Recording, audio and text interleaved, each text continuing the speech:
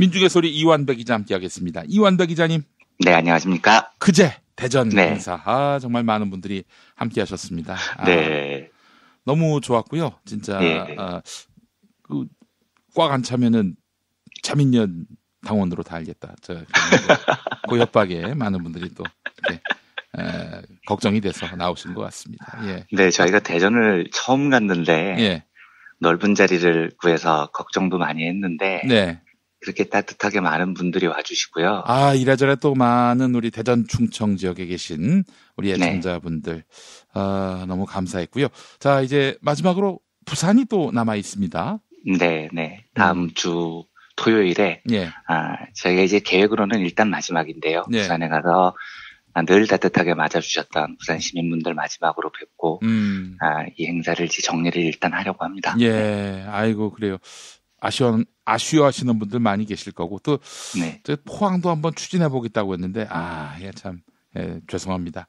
아니 그건 뭐 저희가 조금 더 이야기를 한번 해보겠습니다. 이정무 실장은 창원을 이야기를 창원도 좋죠. 하더라고요. 예. 이정무 실장 이야기로는 김경수 지사 저렇게 구속되시고 좋네. 응원 차원에서 한번 창원을 가자고 이거 좋습니다. 이야기를 하던데 이게 아직 결정이 되지 않아서 저희가 조금 논의를 해보고 말씀드리도록 하겠습니다. 예, 알겠습니다. 또 우리 포스코 노동자분들도 응원하는 차원에서 포항을 한번 가보려고 했는데 제가 하여튼 여건을 마련해 보겠습니다. 예, 계획을 한번 새로 잡아보도록 하겠습니다. 예, 하여간 여러분 너무나 감사합니다. 예. 자, 그래요. 오늘 이완배 기자님하고 어떤 얘기 해볼까요?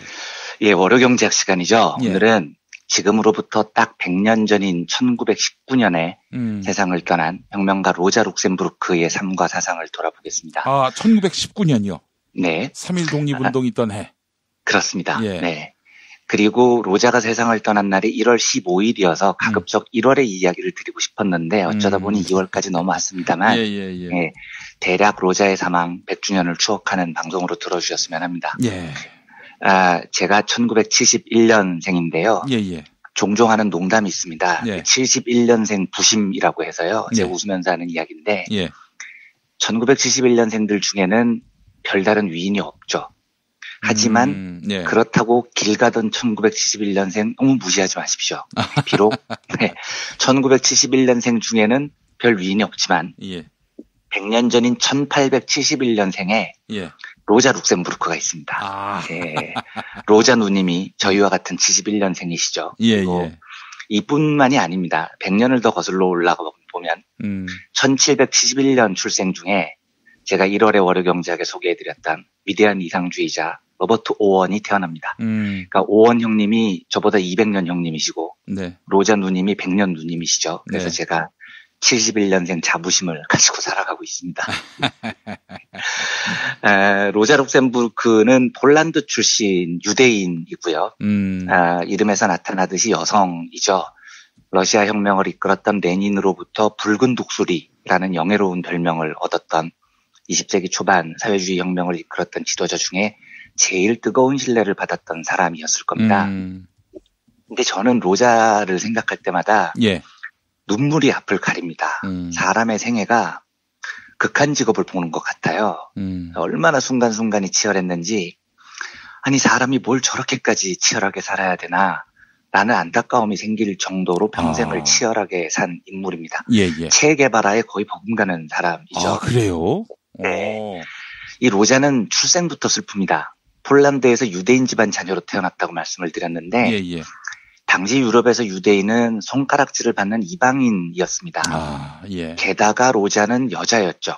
지금은 여성혁명가를 전혀 이상하게 생각하지 않지만 당시 유럽에서는 여성에게 투표권도 없던 시절이었습니다. 대부분 유럽 국가들이 여성 투표권을 1910년 이후에 도입을 하거든요. 게다가 로자는 5살 때 큰 병을 앓아서 두 다리의 길이가 다릅니다. 평생 다리를 절고 살았습니다. 그리고 그 영향으로 성인이 된 후에도 로자의 키는 150cm가 안 됐다고 합니다. 이런. 네. 이 로자가 폴란드인이었는데 유일하게 결혼을 독일에서 딱 한 번 하는데요.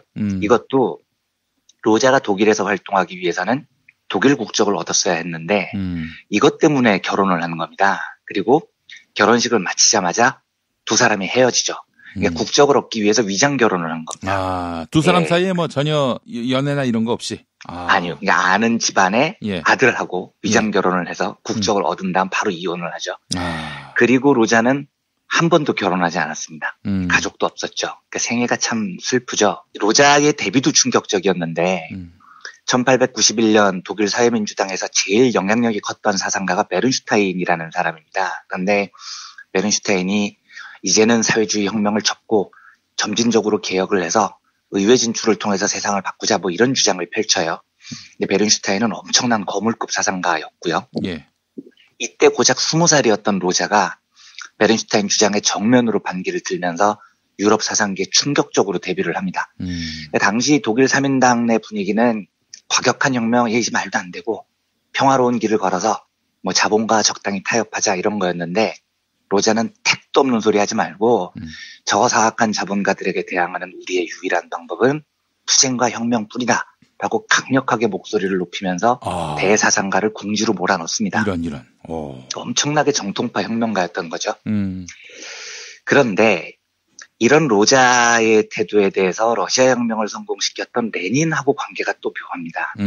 레닌은 우리가 알고 있기로 강력한 혁명파니까 예. 로자를 좋아했을 것 같죠. 물론 실제로 레닌은 개량주의의 길을 걷던 독일 3인당을 맹비난했고요. 그 속에서 사회주의 혁명의 기계를 굽히지 않았던 로자를 열렬히 지지합니다. 레닌이 로자를 붉은 독수리라고 칭송했던 것도 이때 일이고요. 그런데 레닌이 러시아 혁명을 성공시킨 이후에 제일 먼저 한 일이 민주적으로 선출된 의회를 무력으로 해산을 해버린 겁니다. 그리고 레닌을 지지하는 정파로만 구성된 노동자 평의의 정부를 선포를 합니다. 이때 로자가 레닌을 극렬하게 비판을 합니다. 뭐 하는 짓이냐는 거죠. 나는 러시아 혁명을 지지하지만 혁명 정부가 민주의회를 와해하고 독재를 해. 그게 무슨 혁명이냐. 민주주의가 수반되지 않는 혁명은 혁명이 아니다. 레닌이 완전히 틀렸다라고 단언을 합니다. 그래서 요 당시 레닌과 로자가 벌인 논쟁은 역사적으로 굉장히 중요한 논쟁으로 남아 있습니다. 이 사회주의 혁명을 과거에 했었던 혁명가들을 보면 혁명을 추진할 때 빠르고 신속하고 가능성 높은 길을 자꾸 찾아 나갑니다. 그래서 혁명가들 중에 민주주의라는 절차를 무시하는 경우가 매우 많습니다. 예. 혁명하느라 바빠 죽겠는데 언제 민주주의하고 앉아있느냐는 거죠. 이게 소련을 비롯한 동부사회주의 국가들에서 수십 년 동안 이어졌던 전통입니다. 사회주의 국가들이 예외 없이 혁명을 성공시킨 이후에 일당 독재로 흐른 이유도 그런 거고요. 그런데 로자는 그게 당장은 되는 것처럼 보여도 절대로 장기적으로 유지될 수 없다고 본 겁니다. 예. 왜냐하면 혁명의 주인은 몇 명의 혁명가들이 아니고 대중들이라는 믿음이 있었던 겁니다. 그래서 대중들의 민주주의로부터 지지받지 못하는 혁명은 로자 입장에서는 성공할 수도 없었고 혁명도 아니었던 거죠. 이제 역사를 지금에서 보면 로자가 우려했던 대로 위로부터 혁명을 성공하고 민주주의를 무시했던 소련과 동부사회주의 국가는 결국 민중들의 힘에 의해서 몰락을 합니다. 로자가 옳았던 거죠. 100년이 예. 지나 보니까요. 하지만 그 당시에 많은 사람들은 여전히 로자에게 당신처럼 하면 혁명은 도대체 언제 합니까? 시간이 너무 많이 걸리잖아요. 이렇게 물어요. 여기에 대한 로자의 대답은 맞아요. 당신들 말이 맞아요. 대중들을 믿고 민중의 힘에 기대서 민주주의를 기반으로 혁명을 하려면 레닌이 혁명하는 것보다 훨씬 더 오래 걸릴 겁니다. 언제 되냐고요? 나도 잘 모르겠습니다. 하지만 여러분이 진정 원하는 게 나사라 생전에 혁명 성공하는 걸 보는 겁니까? 난 아닙니다. 나는 나사라 생전에 혁명이 이루어지지 못해도 괜찮습니다. 이게 뭐가 중요하냐고요? 그 혁명이 올바르냐 아니냐가 더 중요한 거죠. 이렇게 답을 합니다. 예. 당시 많은 혁명가들은 목숨을 걸고 혁명을 하는 건데 그 사람들도 사람이니까 나 살아 생전에 혁명 성공하고 싶거든요. 그렇죠. 예, 내가 꿈꾸던 세상을 내 눈으로 보고 싶어요. 그래서 조금 더 빨리 하고 싶고 그러다 보니 민주주의 절차를 무시하는 오류를 범하죠. 하지만 일생을 그야말로 개고생의 길에서 한 발도 벗어나지 않았던 로자는 너무나 태연히 나는 나 살아 생전에 혁명 일어나지 않아도 괜찮아요. 우리 올바른 혁명을 합시다. 이렇게 말을 합니다.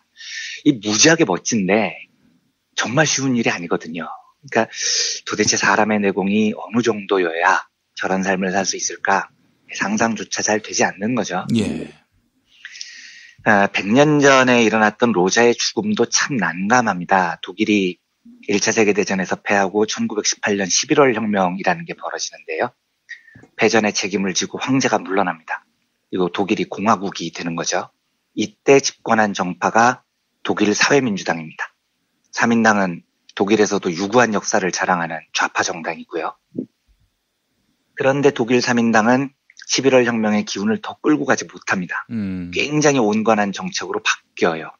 그러니까 열혈 혁명가 로자가 가만히 있을 리가 없죠.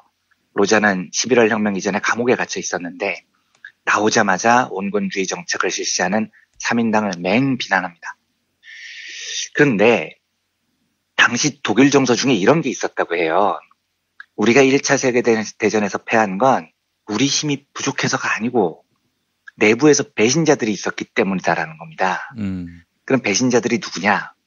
유대인들과 공산주의자들이다 라는 정서였어요. 그런데 하필이면 로자는 유대인이었습니다. 그리고 공산주의자였죠. 그래서 집권사민당이 로자를 분노한 대중들에게 먹잇감으로 던져주는 겁니다. 어떻게 해요? 지금부터 말씀드리겠습니다만 취지는 이런 거죠. 우리 비난하지 말고 여기 유대인 공산주의자 하나 있는데 게다가 여자야. 얘를 죽여서 분풀이해. 이렇게 던져준 겁니다. 한때는 사민당 당원들이 로자의 동지들이었는데 동지들이 등 뒤에서 이런 끔찍한 일을 벌였던 거죠. 개새끼들. 네, 참 황당한 일이죠. 되게 처참합니다, 이야기가요. 그래서 결국은 로자가 극우단체 사람들에게 넘겨져요. 그리고 처형을 당하는데 그 장면이 참 눈물겹습니다. 그 로자 룩셈부르크 평전, 막스 갈로라는 작가가 쓴 평전인데요. 거기에 묘사된 로자의 죽음 장면을 읽어보겠습니다. 로자는 거기 있었다. 1919년 1월 15일 베를린의 밤. 방화할 기력조차 한 줌 없이 산발한 잿빛 머리에 피로와 불면으로 초췌해진 얼굴로 긴 코가 우뚝 솟은 얼굴은 주름이 지고 창백했다. 병사들 중 하나가 로자를 경멸과 증오의 시선을 던지고 야유와 욕짓거리를 퍼붓는 무리들 한가운데로 몰아댔다. 로자는 무겁게 다리를 절며 걷기 시작했다. 절뚝거리는 걸음걸이를 내보이지 않으려고 애쓰면서 그녀는 꼿꼿이 걸었다. 위험이 느껴졌다. 깊고 자부심 가득한 두 눈으로 모욕을 퍼붓는 군인들을 뚫어지게 응시하면서 로자는 볼을 가득 메운 자신을 야유하는 무리들과 마주쳤다. 우리는 그녀를 모욕했다. 저거 뭐야? 그 늙은 창녀잖아. 그들은 다가가서 그녀를 붙잡고 사정없이 흔들어대다가 후려쳤다. 로자는 얼굴마저도 보호하지 않았다. 하긴 그녀가 무엇을 할 수 있었겠는가. 그 무지막지한 무리들, 전장에서 막 살아 돌아온 직업적인 살인자들 앞에서. 무성한 검은 콧수염, 퀭한 두 눈, 야인 땀에 경기병 한 명이 불쑥 그녀 앞으로 나섰다. 그자는 총을 치켜들더니 개머리판으로 그녀의 머리를 가격했다. 로자는 쓰러졌다. 그 군인은 개머리판으로 다시 한번 그녀를 후려쳤다. 이번에는 관자놀이였다. 이윽고 로자의 얼굴은 피투성이가 되었다. 군인들은 로자의 몸을 들어올리고 있었다. 한 덩어리의 피가 그녀의 입과 코에서 물컹물컹 쏟아져 내렸다. 정신을 잃은 로자의 몸은 뒷좌석의 두 군인들 사이에서 팽개쳐졌다. 자동차가 출발한 직후 에덴 호텔에서 한 방의 총성이 울려왔다. 확인사살을 위해 총구를 들이대고 발사한 듯한 괴놈이었다. 이렇게 묘사가 되어 있습니다. 참 처절한 죽음이었던 거죠. 로자 이야기는 뭐 너무나 드릴 것이 많지만 오늘은 하나만 더 붙이겠습니다. 예. 제가 이 처절한 혁명가가 남긴 말 중에 항상 간직하는 한 문장이 있습니다. 영어로는 뭐 those who do not move, do not notice their chains라는 건데요. 우리말로 번역하면 움직이지 않는 자는 자기를 올가맨 사슬을 눈치채지 못한다라는 겁니다. 저는 이런 생각을 가끔 해요. 이 문장을 보면서. 사실 우리 민중들은 아무 잘못하지 않았죠. 그런데 우리의 삶을 보면 머리부터 발끝까지 사슬로 묶인 그런 존재로 한평생을 살아가는 경우가 매우 많습니다. 그렇습니다. 예. 이게 과장이 아니잖아요. 왜냐하면 태어나서 청춘 시절을 취직해야 한다고 다 바쳐야 됩니다. 취직을 못하면 죽는 거고요. 그런데 취직을 해도 그 자리를 보존하기 위해서 평생을 연락에 또 충성을 해야 됩니다. 집이라는 게 주거 공간이잖아요. 예. 그런데 눈물겨운 노력 끝에 집을 한 채 마련했더니 그 집주인은 사실 내가 아니고 국민은행 회장이나 우리은행 회장인 거죠. 빚으로 집을 샀거든요. 그러니까요. 예. 요즘 주택담보대출 기간이 보통 25년에서 30년인데 내 머리 하나 뉘을 공간 마련하려고 30년 동안 은행에 매달 뭘 갚아야 됩니다. 그러면 이 30년 동안 나는 퇴직할 권리도 없잖아요. 빚 갚아야 되니까요. 예. 이 와중에 애들 학원도 보내야 되죠. 그러니까 결국은 교육비 마련한다고 부부가 동시에 맞벌이를 하거나 기러기 가족이 됩니다. 아플 자격도 없어요, 사실. 그렇죠. 예. 아프지도 못하는 거죠, 함부로요. 예. 한 55세쯤 돼서 은퇴하고 싶은데 택도 없는 거죠. 노후 준비가 안 돼 있으니까요. 근데 회사에서는 나이 많고 돈만 축낸다고 나가랍니다. 어떻게 합니까? 대리운전이라도 뛰어야죠. 이게 하루하루 삶을 살아가는 게 아니잖아요. 죽지 않기 위해서 살아가는 거죠. 이게 진정한 인생일까요? 저는 이런 생각이 드는 겁니다. 그래서 이런 삶을 살다가 죽음이 내일 앞에 닥쳐와서 내 인생을 쭉 돌아봤는데 나는 참 가치 있는 인생을 살았구나 라는 생각이 들기 어렵지 않겠습니까? 예. 근데 문제는 대부분 민중들이 이런 삶을 사는데 우리 민중들은 아무것도 잘못한 게 없다는 데 있습니다. 그냥 좀 평범하게, 조금 재미있게, 조금 보람되게 살고 싶었는데 그런 삶을 살 수가 없었던 거죠.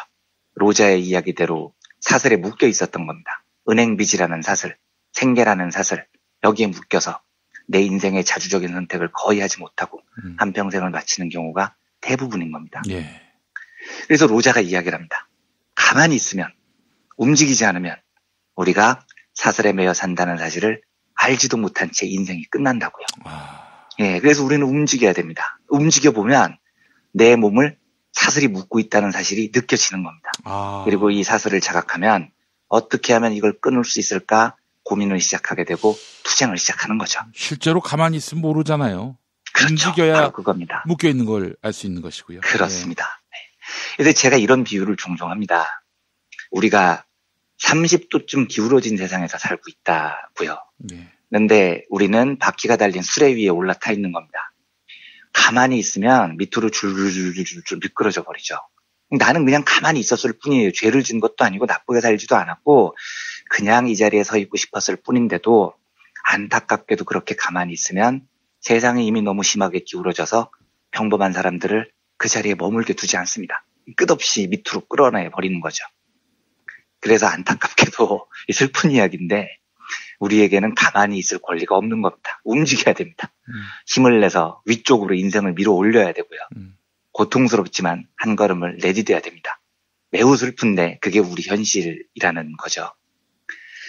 물론 이제 저도 말은 이렇게 하지만 매우 많은 시간을 술 처먹고 웹툰 보면서 게으르게 보냅니다. 그런데 그래도 제가 너무 많이 안이해지거나 게을러질 때는 로제의 한마디를 떠올립니다. 움직이지 않는 자는 자기를 올가맨 사슬을 눈치채지 못한다는 겁니다. 그래서 한순간도 머무르지 않고 평생을 끊임없이 투쟁했던 로자의 인생이 저한테는 굉장히 많은 가르침을 줍니다. 로자 누님이 저보다 100년 선배였다는 것도 굉장히 기쁘고요.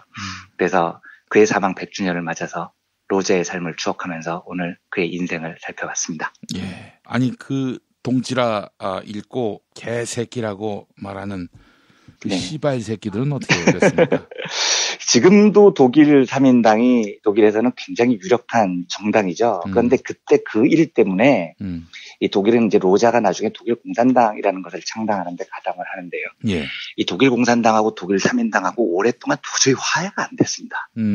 같은 좌파의 노선을 걸으면서도 이유는 뭐냐면 독일 공산당이 생각하기에는 독일 3인당이 로자를 배신한 자들이기 때문에 도저히 같은 하늘을 이고 살 수 없었던 거죠. 예. 네. 어쨌든 독일 3인당은 지금도 굉장히 유력한 독일의 정당인데 독일 3인당 내부에서도 그 점에 대해서는 상당히 반성했던 기류가 한때 있었던 걸로. 그래요? 네. 예. 당시에 로자를 극우 세력에게 넘긴 사람들이 다 죽고 나서 그 후대에서. 네, 그렇죠. 도저히 변명의 여지가 없는 거니까 사실은 이념의 차이가 있다고 한들 한때는 동지였던 사람을 그렇게 내팽개칠 수는 없었던 거죠. 그러니까 독일 3인당이 반성을 하고 넘어가는 게 맞았을 것 같은데 감정적으로는 아직도 독일에서 공산주의를 지지하는 좌파들이 아직도 많이 있는데 감정적으로는 도저히 이 독일 3인당이 용서가 안 되는 전통이 아직도 남아있다고 하더라고요. 그쪽하고 한번 얽힌 적도 없고 제가 독일에 가본 일도 없지만은 진짜 저도 네. 독일 자민당을 용서할 수가 없네요, 진짜. 네. 저도 감정이 별로 안 좋습니다. 알겠습니다. 자, 이완배 기자님 말씀 잘 들었습니다. 네, 감사합니다.